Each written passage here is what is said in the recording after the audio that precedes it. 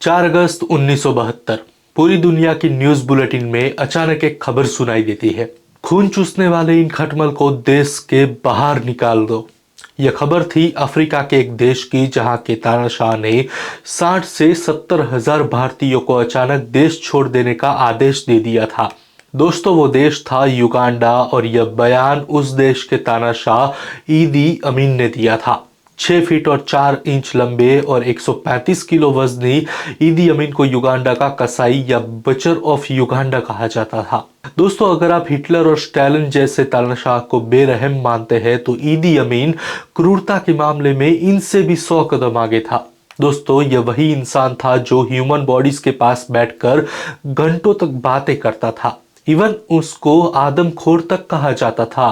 जी हाँ, ईदी अमीन पर इंसानी फ्लैश यानी इंसानी मांस खाने का आरोप लगता था और इसकी दरिंदगी का अंदाजा आप इसी बात से लगा सकते हैं कि इसने अपने राज में युगांडा के सभी प्रिजन्स को बंद कर दिया था, क्योंकि इसके सजा देने का अंदाजा काफी अलग था। इसे जो भी इसके खिलाफ नजर आता था तो वो उसे जिंदा नाइल रिवर में फेंक देता था।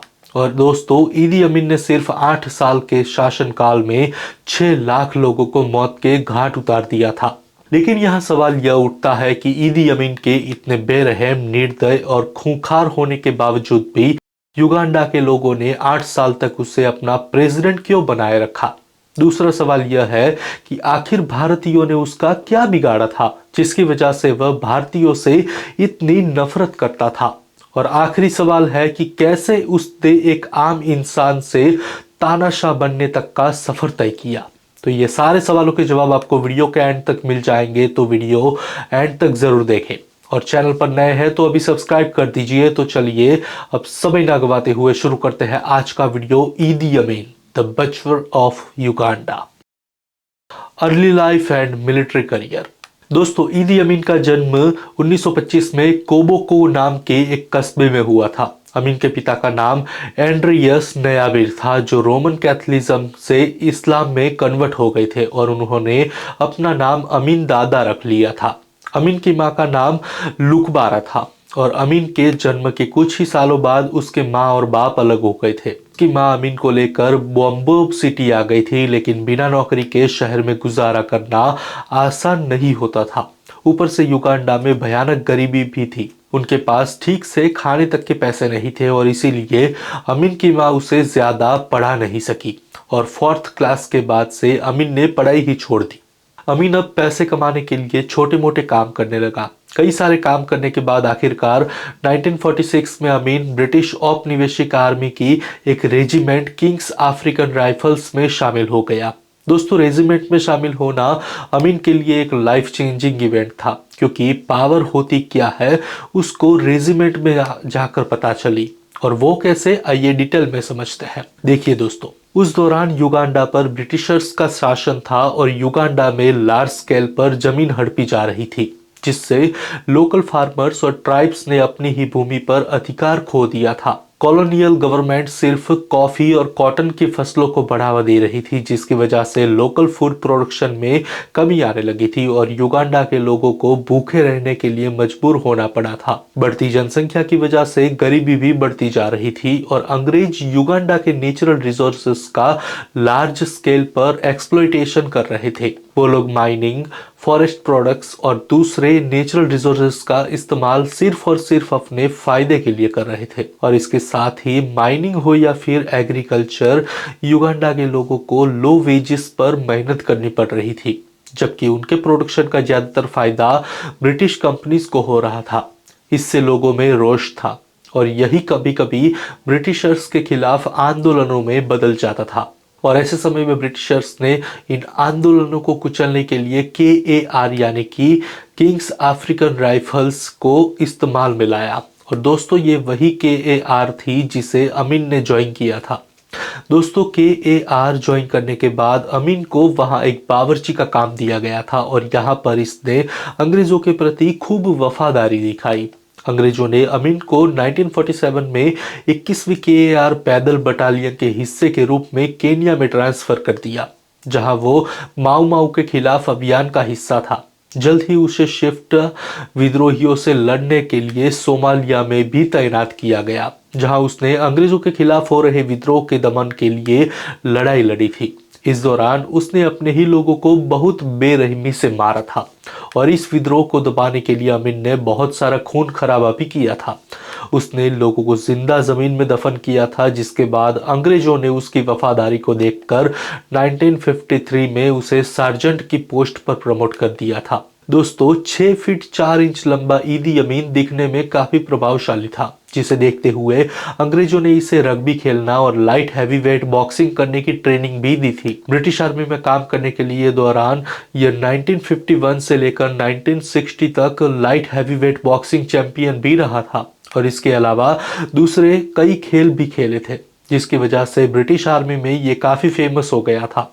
इस दौरान 1959 में उसे एक सेकंड क्लास रैंक का वारंट ऑफिसर बना दिया गया, जो KAR के भीतर ब्लैक अफ्रीकन सोल्जर्स के लिए सबसे हाईएस्ट पोजीशन थी। इसी साल अमीन युगांडा वापस आया और 1961 में ये कमीशन ऑफिसर बन गया।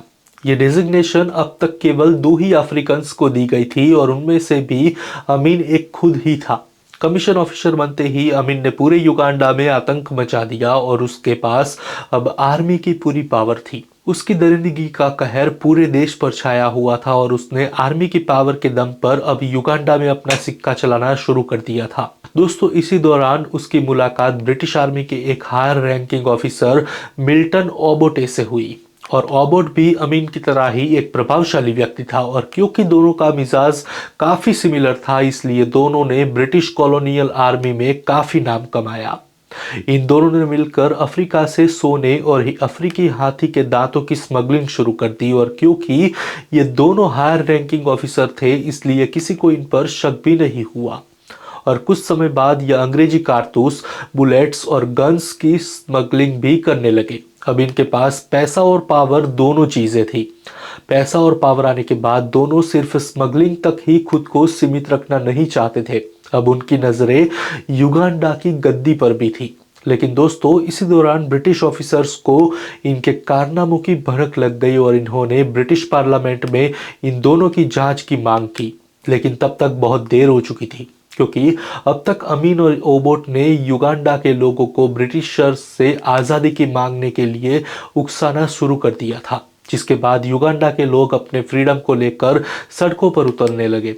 इसी का फायदा उठाते हुए ओबोट ने अपने आप को युगांडा का एग्जीक्यूटिव प्रेसिडेंट अनाउंस कर दिया। आखिरकार 70 साल ब्रिटिशर्स के राज किए जाने के बाद युगांडा को 9 अक्टूबर 1962 में आज़ादी मिल गई और युगांडा गणराज्य की स्थापना भी हो गई।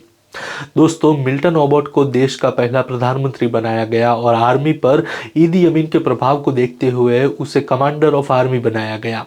आगे बढ़ने से पहले मैं यहाँ आपको युगांडा के बारे में एक छोटी सी इंफॉर्मेशन देना चाहता हूँ। दरअसल दोस्तों, युगांडा में मेन पावर प्रधानमंत्री के पास नहीं बल्कि राष्ट्रपति यानी प्रेसिडेंट के पास होती है। यह इंफॉर्मेशन मैंने आपको इसलिए बताई है क्योंकि फरवरी 1965 में ओबोट और अमीन पर तस्करी इल्जाम लगते हैं। उन पर कार्रवाई बैठने की मांग की जाती है और तब तक ओबोट अपनी पावर का गलत इस्तेमाल करते हुए एक्टिंग प्रेसिडेंट पद पर काबिज युगांडा के एडवर्ड मुतेसा को हटाकर एक नया संविधान लागू करा देते हैं और खुद को एक्टिंग प्रेसिडेंट अनाउंस कर युगांडा की सारी पावर अपने कंट्रोल में ले लेते हैं। लेकिन दोस्तों, यहाँ ईदी अमीन अब भी कमांडर ऑफ आर्मी ही था। अमीन अब ओबोट से जलने लगा था क्योंकि एक समय पर दोनों एक जैसे पद पर होने के बावजूद ओबोट आज प्रेसिडेंट था और अमीन उसके अंडर एक ऑफिसर था। और दोस्तों, यही वो वजह थी कि दोनों के बीच मनमुटाव शुरू हो गया। अमीन अब ओबोट के अंदर काम करना नहीं चाहता था और वो अब उससे सत्ता हथियाना चाहता था, लेकिन ओबोट के देश में रहते हुए ऐसा पॉसिबल नहीं था और ऐसे में अमीन ने सत्ता को पाने के लिए अपनी ताकत बढ़ानी शुरू की। उसने गरीब और पिछड़े लोगों को आर्मी में रिक्रूट करना शुरू किया और वो उसके साथ उठता बैठता और उन्हें पर्सनल ट्रेनिंग भी देता था, जिसकी वजह से वो लोग अमीन को भगवान की तरह पूछने लगे थे। लगभग 1 दशक तक आर्मी को लीड करते हुए उसने आर्मी को पूरी तरह से कंट्रोल में ले लिया और लगातार युगांडा की आर्मी में ट्रूप्स में माइनॉरिटी को रिक्रूट करने की वजह से अब आर्मी में अमीन के वफादार माइनॉरिटी ट्रूप्स की संख्या बढ़ गई थी। अब दोस्तों 1969 में अमीन ने मौका पाते ही ओबोट पर जानलेवा हमला करवा दिया। हालांकि ओबोट तो बच गए, लेकिन ओबोट ने अमीन की वफादारी पर सवाल उठाना शुरू कर दिया। ओबोट को अमीन को चीफ ऑफ आर्मी फोर्सेस बनाना अपनी भूल लगने लगी, जिसके बाद अक्टूबर 1970 आते आते ओबोट ने अमीन से सेना की कमान वापस ले ली और खुद कंट्रोल करने लगे। ओबोट के इस फैसले ने अमीन को और अधिक खतरनाक बना दिया। अब वो युगांडा की गद्दी पर बैठने के साथ ही ओबोट को मारना चाहता था। अब वो पहले से ज्यादा युगांडा के लोगों में ओबोट के खिलाफ प्रोपेगेंडा फैलाने लगा। हालांकि ओबोट की इमेज पहले से ही खराब थी और इसकी स्मगलिंग और करप्शन के किस्से बच्चे बच्चे को पता थे। ओबोट युगांडा की स्थिति पर ध्यान नहीं दे रहा था और लगातार बढ़ती गरीबी और भूखमरी ने पहले से ही लोगों को ओबोट के खिलाफ कर दिया था। अमीन ने इस सब का फायदा उठाया और 25 जनवरी 1971 को जब ओबोट सिंगापुर में हो रहे कॉमनवेल्थ समिट मीटिंग को अटेंड कर रहे थे, तभी युगांडा में अमीन ने आक्रामक रुख अपनाया और अपने वफादार ट्रूप्स को लेकर ओबोट के घर, एयरपोर्ट और सभी गवर्नमेंट इंस्टीट्यूशन पर कब्जा कर लिया और ओबोट को निर्वासन में जाने के लिए मजबूर कर दिया। इस तरह अमीन ने युगांडा में तख्ता पलट को अंजाम दिया और ओबोट की खराब इमेज होने के कारण लोगों ने अमीन को अपना नेता मान लिया। 1971 को अमीन ने खुद को युगांडा का प्रेसिडेंट अनाउंस करते हुए खुद ही को कमांडर इन चीफ बना दिया और फिर शुरू हुआ ईदी अमीन का आतंकी राज। और आइए जानते हैं तानाशाह के रूप में कैसा था ईदी अमीन। हाउ वॉज ईदी अमीन लाइक एज अ डिक्टेटर। दोस्तों, ईदी अमीन ने सत्ता पर कब्जा करते ही खुद को मजबूत करने के लिए तेजी से काम किया। उसने युगांडा में सेना को शक्तिशाली बनाने के लिए अपने आसपास ऐसे लोगों को रखा जिन पर वह भरोसा कर सकता था। सत्ता पर कब्जा करने के कुछ समय बाद ही अमीन को ग्रेट ब्रिटेन और इजराइल से मिलिट्री एंड फाइनेंशियल सपोर्ट मिलता स्टार्ट हो गया था। हालांकि जब उसने इजराइल से एडवांस मिलिट्री इक्विपमेंट मांगे तो उसने मना कर दिया और नतीजन अमीन ने जियोनिज्म को क्रिटिसाइज करना शुरू कर दिया। बता दें दोस्तों कि जायनिज्म इजराइल की नेशनल आइडियोलॉजी है और जायनिस्ट मानते हैं कि जुदाइज्म एक नेशनल आइडियोलॉजी के होने के साथ ही एक रिलीजन भी है और जुदाइज्म को अपने पैतृक देश इजराइल में अपना खुद का राज्य मिलना चाहिए। ठीक उसी तरीके से जैसे फ्रांसीसी लोगों को फ्रांस मिला था या जर्मन लोगों को जर्मनी मिला था। दोस्तों, इसके बाद अमीन ने लीबिया के साथ व्यापार करने की कोशिश की और उसने लीबिया से मदद भी ली। लीबिया के तानाशाह मोहम्मद गद्दाफी ने तुरंत ईदी अमीन को $25 मिलियन की मदद की और साथ ही इन फ्यूचर अमीन के शासन को सपोर्ट देने का भी वादा किया। इसी दौरान अमीन ने ईसाई, अकोली और लैंगो क्रिश्चियन ट्राइब्स को मास मर्डर शुरू कर दिया था, जो कि ओबोट के प्रति वफादार थे, जिसकी वजह से उन्हें खतरा माना जाता था। उसने अपने द्वारा संगठित इंटरनल सिक्योरिटी फोर्सेस जैसे कि स्टेट रिसर्च ब्यूरो SRB और पब्लिक सेफ्टी यूनिट यानी PSU के माध्यम से आम जनता को आतंकित करना भी शुरू कर दिया था। इसी दौरान जिन सेक्टर्स को निशाना बनाया गया था उसमें वह लोग शामिल थे जिनका समाज में कोई खास प्रभाव था। उसमें bureaucrats, journalist, lawyers, doctors, politician, जज और रिलीजियस लीडर्स और यहाँ तक कि स्टूडेंट्स भी शामिल थे। इन संगठनों का मुख्य उद्देश्य उसके शासन का विरोध करने वालों को खत्म करना था। दोस्तों, इसके बाद आया साल 1972 जब ईदी अमीन ने अपनी सारी हदें पार करते हुए युगांडा में बसे एशियाई लोगों को बाहर करना शुरू कर दिया। दोस्तों, ये भी किसी कानून के थ्रू नहीं बल्कि अपने एक सपने के बल पर। दरअसल दोस्तों 4 अगस्त 1972 में उसने ऐसा ऐलान किया कि ईश्वर उसके सपने में आए थे और उन्होंने कहा कि इन खून चूसने वाले विदेशियों को देश के बाहर निकाल दो। और दोस्तों इसके साथ ही अमीन ने कहा कि एशियाइयों ने अपने आप को युगांडा के लोगों से अलग थलग कर दिया है और उन्होंने युगांडा वासियों के साथ मिलने जुलने की कोई कोशिश नहीं की और वो सिर्फ युगांडा को लूटना चाहते हैं। शुरू में तो अमीन की इस अनाउंसमेंट को एशियाई लोगों ने इतना सीरियसली नहीं लिया, लेकिन जब सेना ने लोगों की संपत्ति पर कब्जा करना शुरू किया तो लोगों को असलियत का एहसास हुआ। अब उन्हें युगांडा को छोड़ने के लिए सिर्फ 90 दिनों का वक्त दिया गया। सबसे हैरानी वाली बात दोस्तों यह थी कि देश छोड़ने वाले लोग सिर्फ अपने साथ 55 यानी कि 55 पाउंड लेकर ही युगांडा से बाहर जा सकते थे और अफसोस कि इन लोगों ने अपनी सारी संपत्ति वैसे ही छोड़ देश से बाहर जाना शुरू कर दिया। बता दें कि इनमें से करीब 60 से 70 हजार लोग भारतीय थे जो उपनिवेशी काल से भारत से आकर बसे हुए थे। इस दौरान भारत पहले ही बांग्लादेशी शरणार्थियों की समस्याओं से जूझ रहा था जो 1971 की इंडो पाक वॉर के बाद से भारत में आ गए थे। ऐसे में इंडियन गवर्नमेंट ने युगांडा का इंटरनल मैटर बताते हुए कोई खास कदम नहीं उठाया। इंडियन गवर्नमेंट ने अपने रिप्रेजेंटेटिव को युगांडा भेजा, लेकिन वो सिर्फ 10,000 लोगों को ही भारत वापस ला सके और कईयों को नस्ली भेदभाव के चलते अपनी जान गंवानी पड़ी।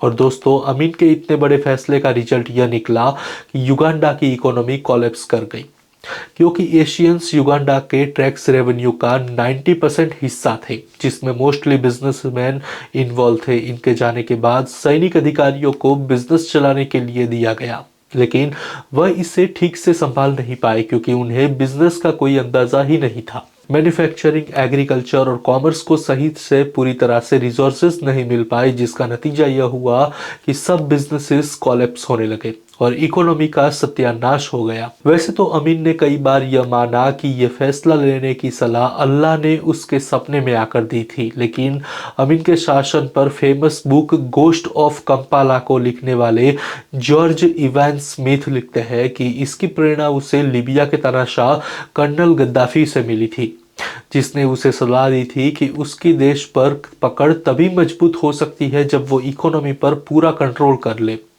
गद्दाफी ने उससे कहा कि जिस तरह उसने अपने देश यानी लीबिया में इटालियन से पीछा छुड़ाया है, उसी तरह वो भी भारतीयों से अपना पीछा छुड़ाए। और दोस्तों, एशियाई लोगों के जाने के बाद ईदी अमीन ने ग्रेट ब्रिटेन और इजराइल के साथ संबंध भी तोड़ दिए थे और इसके साथ भारत ने भी एशियाई युगांडा वासियों के साथ किए गए इस अत्याचार के कारण युगांडा के साथ अपने संबंध तोड़ दिए थे। ईदी अमीन ने अपने 8 साल के दमनकारी शासन के दौरान हिंसा को इस तरह से जारी रखा कि अमीन को लगभग 6 लाख नागरिकों की मौत के लिए जिम्मेदार माना गया। इस दौरान उसने अपनी सेना को उस समय अफ्रीका में बेस्ड आर्मी के रूप में तैयार करना शुरू कर दिया था। कहा जाता है कि इसमें सोवियत संघ ने उसकी मदद की थी। इसमें रूस से फाइटर प्लेन, MiG और टैंक्स इत्यादि रूस की तरफ से समर्थन के तौर पर आए थे। ईदी अमीन को भी अपने शक्तियों पर इतना घमंड हो गया था कि उसने साउथ अफ्रीका में इंपीरियलिस्ट्स और पैलेस्टाइन के इजरायलीज को लड़ने की धमकी तक दे दी थी। ईदी अमीन के जुल्म अब पूरी दुनिया में फैल चुके थे।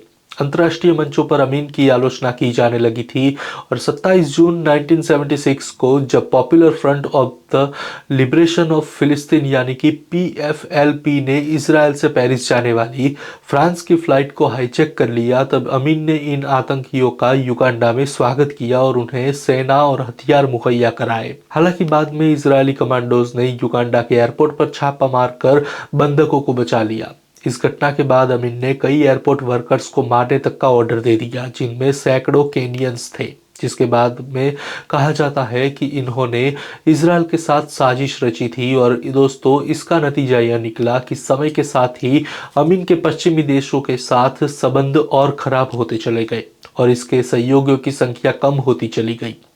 दोस्तों, इसी के साथ उसके पतन की कहानी भी शुरू हो गई। आइए अब जानते हैं कि कैसे युगांडा के लोगों को ईदी अमीन से आज़ादी मिली। डाउनफॉल ऑफ ईदी अमीन। दोस्तों, अपने शासनकाल के अंतिम सालों में ईदी अमीन की सत्ता पर पकड़ कमजोर हो गई थी। उसके प्रति वफादार लोगों की संख्या भी कम हो गई थी।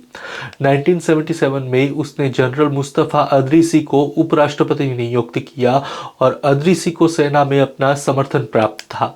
उसने पास भी काफी शक्ति थी। अमीन को अदरीसी पर शक हो गया था और उसने अदरीसी के कुछ सैन्य समर्थकों को देश के बाहर निकाल दिया, जिसकी वजह से देश में और भी अशांति पैदा हो गई और अदरीसी के प्रति वफादार सैनिकों ने आखिरकार 1978 में विरोध कर दिया और अमीन ने इन विद्रोहियों को कुचलने के लिए सैनिक भेजे जो सीमा पार करके तंजानिया भाग गए। अमीन ने तंजानिया के राष्ट्रपति जूलियस न्येरेरे पर आतंकी और अशांति भड़काने का आरोप लगाते हुए तंजानिया पर भी आक्रमण कर दिया और नवंबर 1978 में अमीन के सैनिकों ने तंजानिया के कागेरा पर हमला कर दिया और उसे कब्जे में ले लिया। इसके 2 सप्ताह बाद ही न्येरेरे ने जवाबी हमला किया और युगांडा के सैनिकों को कागेरा के बाहर खदेड़ दिया। तंजानिया और युगांडा के बीच अब युद्ध पूरे युगांडा में फैल गया और आखिरकार 11 अप्रैल 1979 को जब कंपाला पर कब्जा कर लिया गया तो अमीन को भागने पर मजबूर होना पड़ा। वह सबसे पहले तो अपने दोस्त कर्नल गद्दाफी के पास पनाह लेने के लिए लीबिया पहुंचा और फिर सऊदी अरब पहुंच गया। 24 साल तक ईदी अमीन सऊदी अरब से जिद्दा शहर में रहा और आखिरकार किडनी फेल होने के कारण उसकी डेथ हो गई। युगांडा के लोग ईदी अमीन से इतनी नफरत करने लगे थे कि उन्होंने उसकी लाश को भी अपने हाथ दफनाने की इजाजत नहीं दी। और दोस्तों, इसी तरह से सत्ता के नशे में चूर एक और डिक्टेटर यानी कि एक और तानाशाह का अंत हो गया। तो दोस्तों, आज का ये वीडियो आपको कैसा लगा हमें कमेंट बॉक्स में ज़रूर बताइएगा। साथ ही अपने सुझाव भी हमें कमेंट बॉक्स में साझा करें। और हाँ, अगर वीडियो पसंद आया हो तो वीडियो को लाइक और शेयर करें और चैनल को सब्सक्राइब जरूर करें। तो इसी के साथ मिलते हैं अगले वीडियो में। तब तक मुझे दीजिए इजाज़त और आप देखते रहिए आपका अपना यूट्यूब चैनल नो विथ निश।